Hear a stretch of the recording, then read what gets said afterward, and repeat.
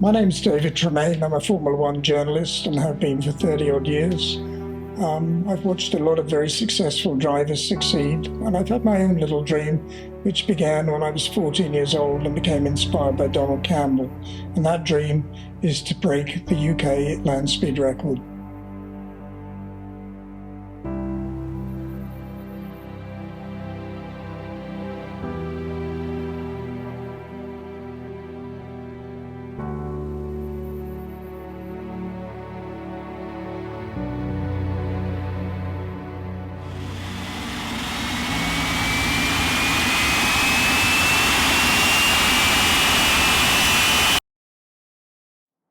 One man's death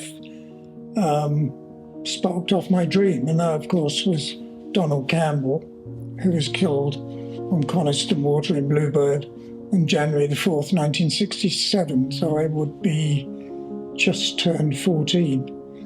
And I saw that on the evening news at home, black and white TV, and thought, at that age, you kind of look at things like that and you think of death romantically, and you sort of think, well, what a brave thing to do, and I'd love to do something like that. And then like 2 weeks later, by chance, I find a book called the BP Book of the Racing Campbells. And I buy it with all my pocket money. And I read it from cover to cover, and I can remember half of it verbatim now. But that was all about water speed record breaking, land speed record breaking. And that was just a hook that went straight in. So when did you decide that you wanted to set the land speed record? Oh, I would say probably in 1967, same time. I wanted to do the water and or the land speed record. But yeah, I mean, I drew pictures of those kind of cars and boats in my exercise books at school. You know, when you get those little flip books where you sort of flick each page and it makes an image move. We used to draw Donald Campbell or Art Alphons or somebody like that, zooming along the bottom of the page in our exercise books. Or I'd design boats or engines and stuff like that. So that was, yeah, I guess I read something where Leo Villa said there'll never be another Donald Campbell to take over, blah, blah, blah, kind of thing. And you think, well, it would be quite a cool thing to do. So at that point in your life, did you know that you would go on to have a career as a journalist in Formula One? Absolutely not. No, I mean, I was 14 years old, and you look at it through the prism of what a romantic sort of end it is and blah, blah, blah.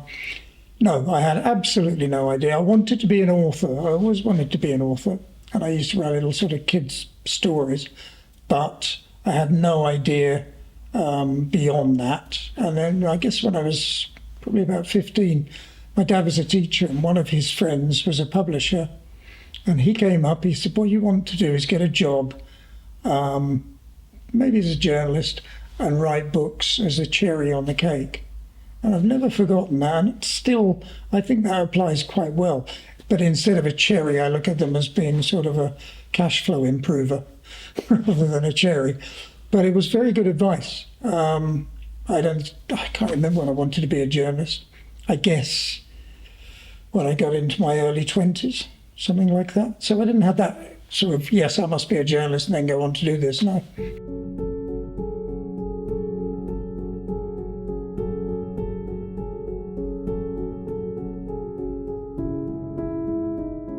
So David, just tell me a little bit more about the StayGold project.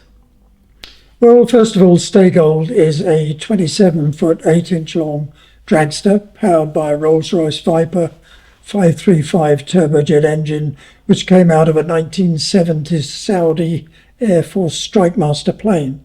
It's got about 4,500 pounds thrust with reheat. There's no gearbox, obviously, it just thrusts itself along. It's a space frame chassis built by John Webster, previously owned by Ian Casely, who began the project. And then we run on Goodyear tyres. They're 5 inches wide at the front, 10 inches wide at the back. Again, they're slicks at the back. They don't have to transmit any power because the thing just blasts itself along with the hot air that comes out the back end. It weighs about 2,000 pounds, including driver and fuel. And our aim is to do more than the 301 0.6 mile an hour record. So to break that by 1%, as the regulations require, we'll need to do about 305 miles an hour.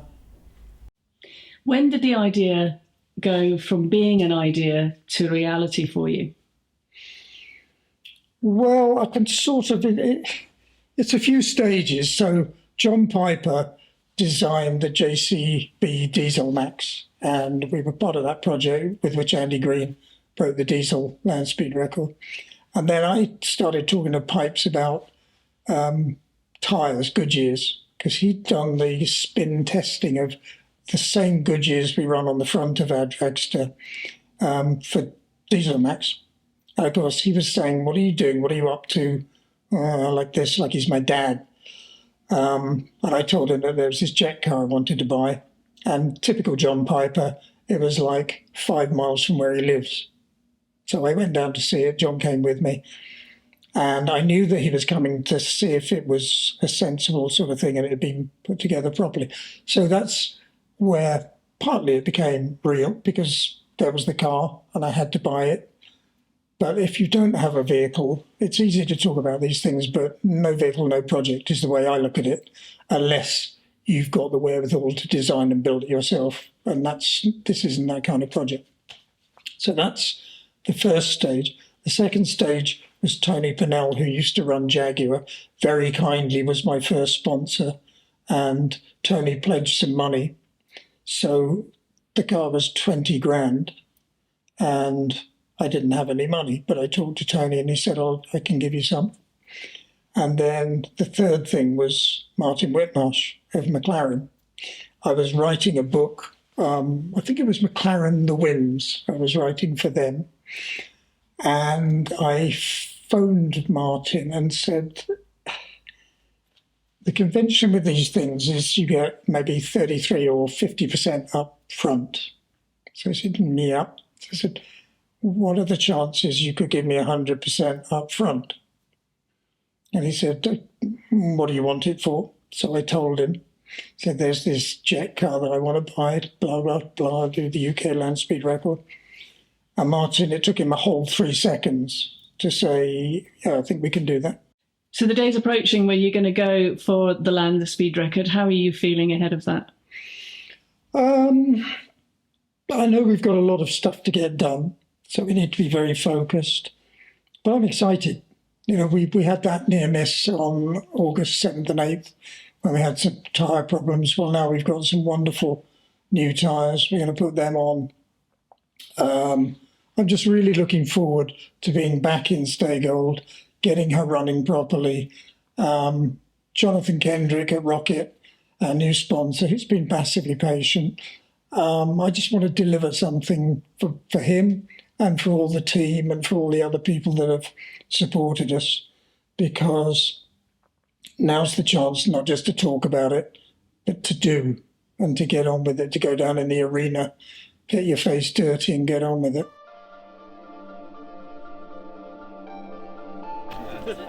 The day begins with the team carrying out final checks ahead of the first run. I'd like to see do some familiarisation runs with the car, low fast, no afterburner, and then we can build it with afterburner. Yeah, that's what I'm about. Yeah. Bill Smith, the man who restored Donald Campbell's record-breaking Bluebird, alongside Kieran Westman and Tom Tremayne, are supporting the engineering and logistics side, whilst the rest of the crew make sure that the last-minute adjustments have been made. It's meant to be on the stick. That'll come up once it runs. I think it's all right now, trying to get through.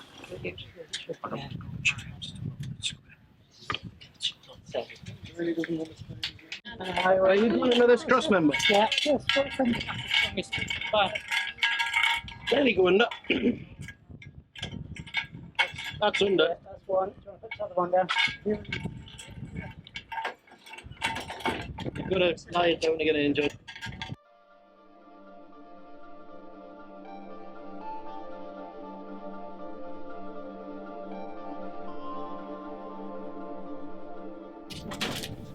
So time for David to get comfortable getting in and out of the cockpit. That's not coming out the top again now. It came out before, didn't it? Yeah, yeah. Yeah, so I think we need 6 inches. So we can get the gap. Yeah. Yeah, I mean, before you actually run, I need to tidy up some of the bottom of those belts just where they're loose. How you feeling? Sneaking into my dreams. Yeah, good. With the main checks completed, it's time to fire up the engine. This time.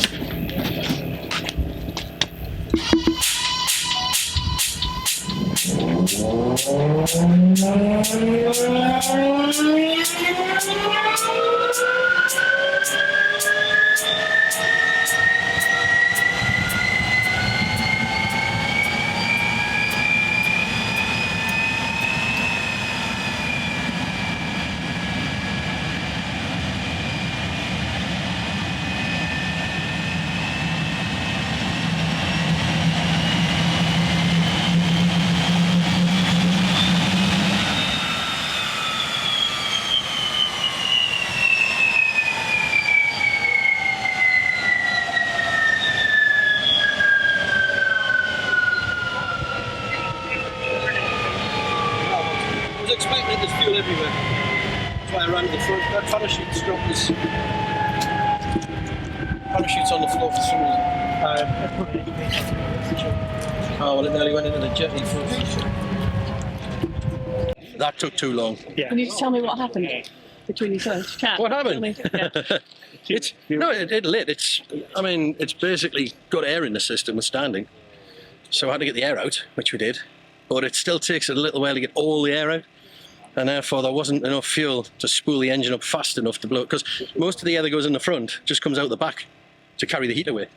It only uses 20-30% of what goes in. And it wasn't pulling enough air through to cool itself. It just got hot. Shut it down, let it stand, it'll go next time. Yeah, hang on. You are meant again. Okay, just press start. See if that light stays on. Right. I stayed on this time. Without going out. It ran up the first time. The second time we did it just now, it didn't. So let's have another go. Bell? Do it. Light on, dude. Is it on? Are you sure that I can't remember. You know the electric shuttle, which take your foot off that. Is that energised? Which is on? That's on. So if I pull that. It won't shoot because there's a pin. If you pull that, pull it. Yeah, right. Okay. Oops. Don't worry. Okay. So. And that's on the motor switch as well. And that's moving the throttle left lever on there. Yeah. Scratching your heads for about 10-15 minutes trying to find out what was wrong. What's the prognosis from that run? Slightly dicky electrics, as far as we can tell. It's got various systems on to shut it down in the event of an accident. These are systems that you don't find on the aircraft. Because shutting your engine down mid-flight on an aircraft's not a desirable thing. Whereas shutting this down and goes out of control is a great idea. So it's got various things to shut the engine down. And as far as we can tell, one of those systems was having a bit of fun to itself. So that was a very good start. If it does that for the rest of the day, happy. In a slight delay, what was the major problem? I think it was just a test of my patience to see how good I'd become. We had an airlock in the fuel system, and then we had a little electrical problem. Not quite sure what it was, but I was just literally phoning Trish, and it fired. So I guess it was phoning her that cured it. We think it looks like we're okay to have a run now.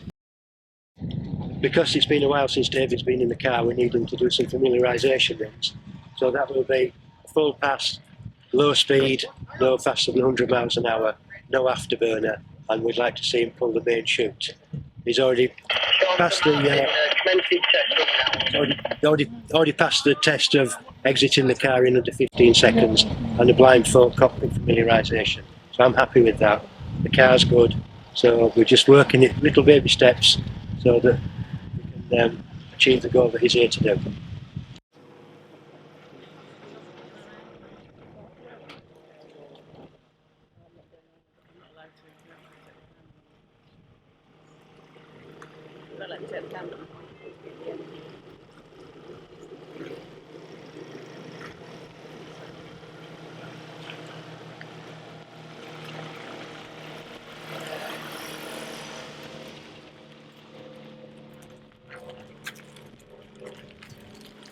Right.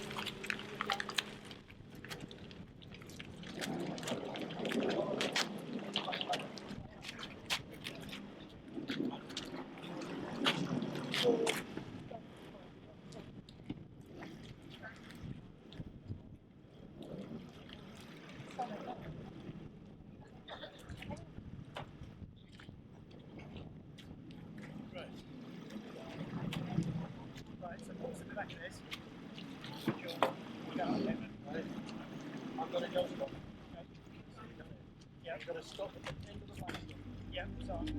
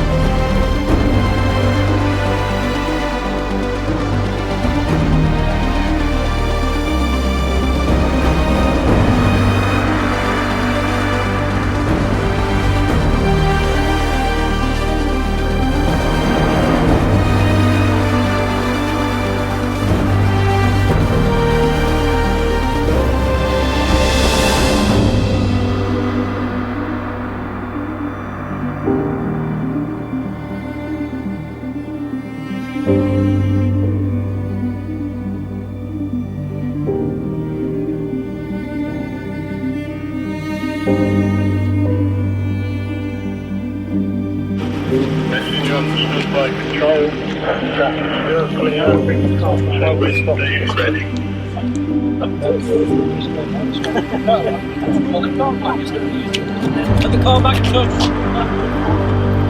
Hey.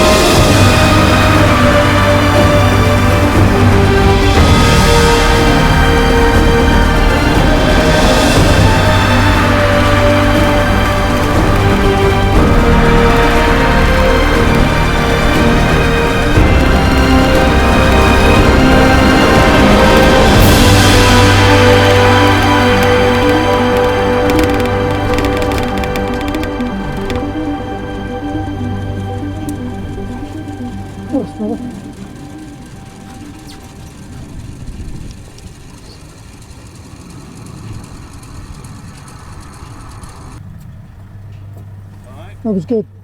Yeah. That was much better. Yeah. And I used the brakes a bit harder, but I also did the other chute.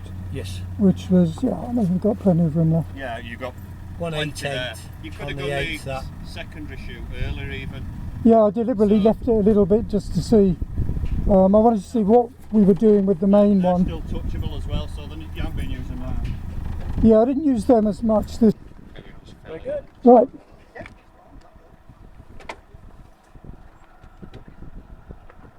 Did that make any difference with the second shoot? Yeah, it did actually. Oh, you let it run down here? Yeah, I you? did. I Yeah. deliberately wanted to see how much we could get on the first one and not using the brakes. Right. And then I just did the other one to see what it felt like. So that, And was you that, could feel you could it. feel the second one? Yeah, it more. felt like that pulling you up. So I wonder if we swap them round. What, you'd rather have the bigger one first, I would you? mean, it doesn't matter. You just pull that one instead of. No, you'd have to swap it for that, wouldn't you? Yeah. But Oh, it's easy to do on the back. I mean, just which we one? don't need to do that today. But that's interesting. The other one is slightly bigger. The orange one's Yeah, it's bigger. slightly bigger, isn't it? Yeah. And what's the other one you've got? That's an orange one as well, is it? No, that's the black. Oh, that's The black one. Oh, you've only got one big one. Oh, you've got The orange is the only big one we've got. I think. Okay. Yeah. Okay. We have got a spare one, Okay. which is the one we used the last time. I think you're better off with the small one first and then the second, the bigger one. But that was definitely better retard. Which lever does which parachute? Because we're just repacking them. That's brilliant. That's the. Oh yeah, that's this one, isn't it? Yeah. Hang on a second. This is the Hang black on. one. Say when. Yeah. That one. Say when. Did you enjoy that? That was much better. Although they said I probably shoot a bit early, which I didn't think I did, but obviously I did. Because we'd lost 10 miles an hour at the end. It wasn't much, But but it felt like the first shoot actually did a better job. you got a tailwind, don't forget. Yeah, that's Definitely. interesting. You got a I canny mean, that- tailwind. It was good with that one as well. So This Gero leak's getting worse. Is it? Yeah, so that could get drawn in. I don't like Yeah, that. we're going But, to need some PTF tape for the let's go back to the pits and fix Is that. it the one. cap? Is it? cap. So were you on full shoots there, Dave? Sorry? Seal and caps all crap. Both shoots. Oh, I knew that Were was you on, a bit were you on both shoots and brakes? Well, yeah, but I wasn't to push using the this? foot brakes very much. Okay, 'cause I was wanting to see say what when. the primary shoot so would for, do. for a 1.8, whatever it was, there's not much braking distance left there. For this? Well, that's what I would have thought the first time, but I wasn't using the brakes anything like as much, Right, okay. and this one was good. Yeah, So- or the second shoot, well, it will be, it's twice the size and Yeah, half, it's a bigger half one, the isn't length, it? Yeah. I wonder, we were just discussing that, Graham. We were just discussing that maybe we use the orange as the As a primary, primary, I would use your, smaller one I would use first. that one smaller one and always go that second Is that shoot. the- Or, Because then you've got your two-stage braking. yeah, okay. I got it. That's all you've got. You happy? Yeah, so It doesn't go any further, John. Micro switch. It's yeah, the micro switch is where it should be. It goes under the rod, doesn't it? Under here needs looking at. 'cause Oh, hang on. That's going to get That's worse. that's cap. You happy at that end? Okay. Even if it's a polythene bag and the tyre off, you know. Yeah. We got some tape. Which PTF you tape on threads. PTF tape, something, yeah. Kyle, We'll do some with it. I'll do something. We'll fix that. And then you need Caps to, taken on the fuel tank. you also need to get nice job with the wheel balancing. Good. Yeah, the fuel is on there. Like a Rolls Royce. So, was the tank being pressurised and splashing? Right, 10 to 3 lads, let's get it back and Let's get it back. Same again? Yep, well we got to do the fuel cap. Yeah, stop. time for another couple. What- 2 runs. We've got to do a quick fix on the fuel cap. Which political bit do you want, Tom? Keep going back. You're going to talk to the van. Yeah. Keep going back, is that the lid dams? Hard left. Go on.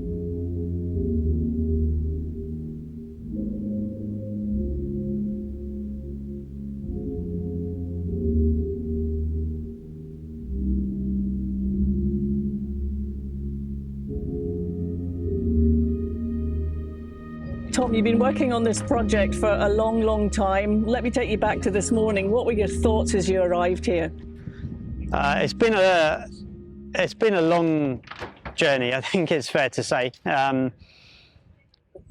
Partly because of the technical issues that we've had over the years to get it running properly, and partly time and lack thereof.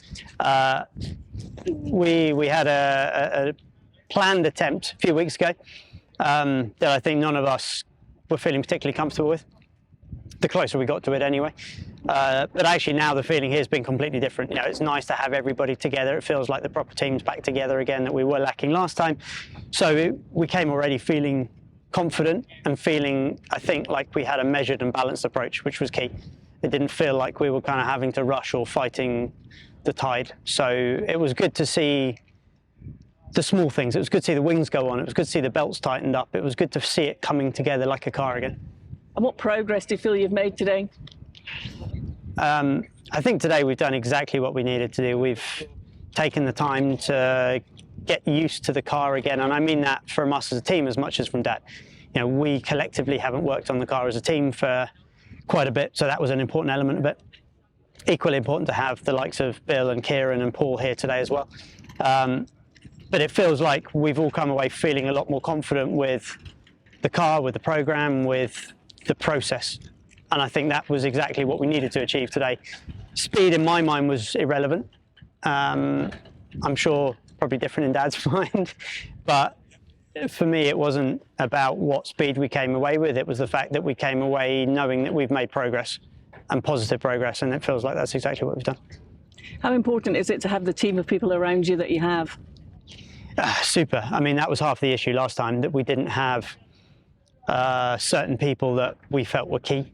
So everybody here is super key because they're finicky little things. And in Kieran, we've got someone who knows an awful lot about the driving side of things. In Bill, we've got someone who knows an awful lot about the engine side, and with his team, because ultimately it was they who kind of got it working again. With Paul, you know, most of what we've been chasing today is electronics, and he's just on top of all of that kind of stuff.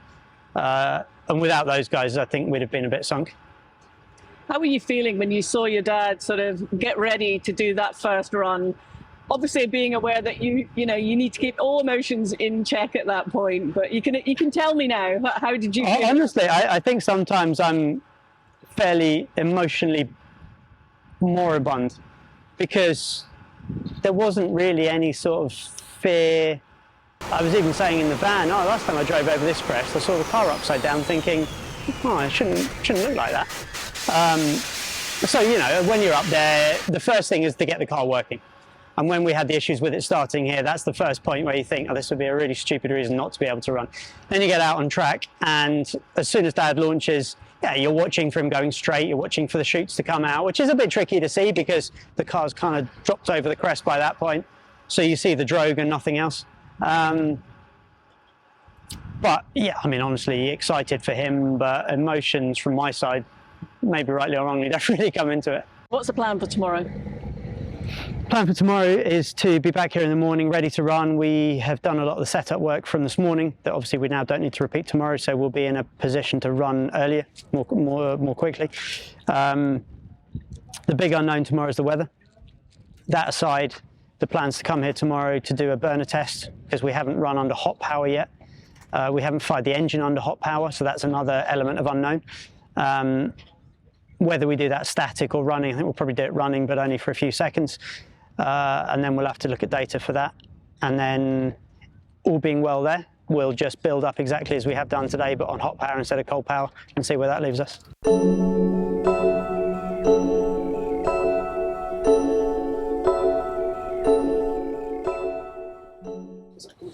So, David, we're all set for the second day of running today. Unfortunately, the weather has gone against you. Somebody said Bill should have brought Bluebird K7 down. Either that or a set of Goodyear wets, but we don't have either of them, so it is what it is, to use the expression I'm beginning to get really tired of.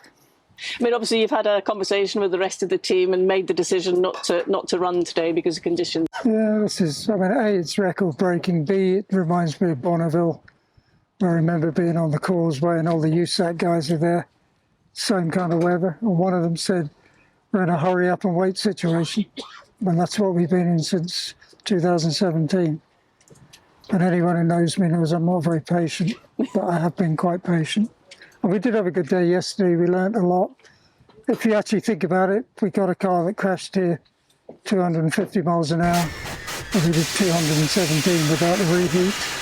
It's a brilliant job that we've rebuilt a ROKiT's been kind to us. I hope it's still going to stay with them. And we'll just have to wait and see. I think we're probably looking at next year now. Everything's busy with Formula One for the rest of the year. Plus, the longer you get into the winter, the less the weather's likely to play ball. So a huge amount of disappointment, I guess. Annoyance more than anything. Looking at the team yesterday and the unity within them and the strategy that unfolded during the day, how proud are you of them? Super proud. And some people don't think we have much leadership in this team, but we're all grown-ups. And it's like Richard and his flat pyramid that he always used to talk about at Thrust SSC. Well, now you kind of understand. We all know what our jobs are. Everyone gets on with it. We were saying last night about Tom and Bill, their double act. It's just great. Yeah, I'm hugely proud of them. It's great to have Kieran here because he was with us in 2012 at Campbell. And Paul, just can't get rid of him. Paul Jewell and Paul Staber, all the guys. It's just, I'm massively proud of them, and I still don't really know why they're doing it. It's kind of humbling to have them do it for you. I just wish we could have got a result for them. Bill, a busy day yesterday. A lot was achieved. Just give us an overview of how the day went. Got a few little teething troubles at the outset, some minor engine start problems. We've got over that quite quickly. We've done a lot of work on the car in a static environment with a job to run the engine statically, but to actually get it moving again, that was a big deal. And of course, that lets you get in to look at things like the parachutes and the brakes and other stuff you can't test when it's standing still. So, yeah, it was a valuable learning exercise. That. So, what was the sticking point at that point that caused that delay? Not entirely sure. I had an electrical problem. There was a bit of air had got in the system because the car had stood for a while between when we last ran it and when we ran it this time, and you've got to get all the air out of those systems. It doesn't come out on its own, but just stuff we've seen before, stuff we know how to get around, and we got around it. Nadia, you've made the journey over from Canada. Unfortunately, we only got one day of running, but just tell us why you made the trip over. I wouldn't let my friend make the attempt without being here to watch him, to encourage him, because I believe in it.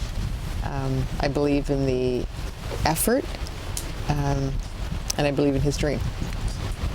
And everything around the message to stay gold, to stay true to who you are and your dreams. When he went to get ready for that first run, emotionally, how did you feel? He's your friend, you've known about this project for a long, long time. Was it a sort of a moment of... I think leading up to yesterday, there's this unknown that is so abstract in what could happen. Being here and I think observing everybody's collective experience was encouraging. But there was a little bit of a moment that caught me and thought, he's really going to do this now. But I think you are encouraged by watching other people's confidence and experience, faith in what they're doing, and you pull up and you bring your A game, and it was just smiles and encouragement. Do it, pursue it, do it. And I think that's a good lesson in life in general. Even if you're afraid of it, or if you're afraid of the unknown, you step in the car and try. Disappointing we can't do the final run today, but how impressed are you with the achievements so far? I think yesterday was a brilliant day of learning and coming together, but also accomplishment. I think it has to be said that it was a very successful day. Everybody knew what to do, and they did it. It wasn't just an attempt. It was a very successful day. There's more to do. I think there's always more to do. There's that hunger to keep going and the passion to more and push yourself even further. But yesterday was very successful. Everything worked. Everybody brought their A game and did the job. You glad you came? Yes. Yeah, very worthwhile.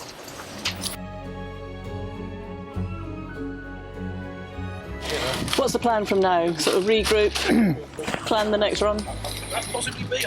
If I'm honest, I don't think we'll run this year. It's Formula One as usual. The greedy mistress wants attention for the rest of the year. There's books to write. And the next day is October when there's a Grand Prix. So I don't see it. I think we just wait until the first opportunity next year. And that's still the plan? Yeah, but yeah, we haven't finished yet.